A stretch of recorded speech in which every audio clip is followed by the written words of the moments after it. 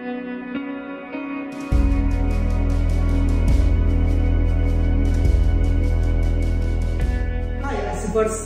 datang di ICFed minggu ini. Hari ini kita akan belajar bersama-sama kebenaran firman Tuhan yang diambil dari Markus pasal yang keempat ayat 1 sampai dengan 20, dan kita akan belajar mengenai staying pressed spiritually. Berbicara mengenai tumbuhan, kalau kalian lihat ya, di belakang saya ada tumbuhan.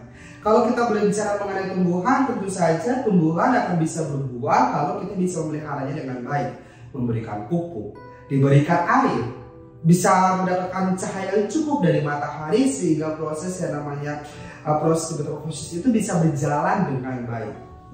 Nah, sama halnya dengan perumpamaan yang diajarkan oleh Tuhan kepada para murid-murid, yaitu adalah perumpamaan tentang penabur, di mana ada benih yang ditabur di tanah. Ada yang kedua tanah yang kering, ada juga yang ditaruh di batu-batuan, di semak duri, dan ada juga di tanah yang subur. Nah, kita belajar dari sini bagaimana benih tersebut akhirnya tidak bertumbuh ya di tanah yang berbatu, yang semak berduri, dan juga yang ada di jalan. Karena mereka tidak berakar, sehingga tidak ada pertumbuhan di sana. Berbeda dengan benih yang jatuh di tanah yang subur. Nah, pertanyaannya adalah bagaimana dengan diri kita? Apakah kita ini adalah tanah yang subur atau tidak? Sehingga ketika ada benih firman Tuhan yang tertanam dalam hidup kita, apakah akan berbuah atau tidak?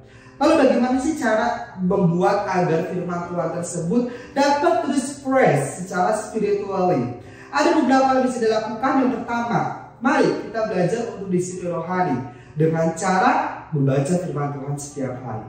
Kedua, memelihara dengan apa? Yuk kita rajin berdoa, bersaat teduh setiap hari. Dan yang ketiga, mari kita juga bisa belajar untuk apa? Untuk renungan, untuk mengambil saat teduh, dan kita bisa mengambil waktu pribadi untuk bersama-sama dengan Tuhan dan berkomunikasi dengan Dia. Sekian hasil pada hari ini. Tuhan Yesus memberkati.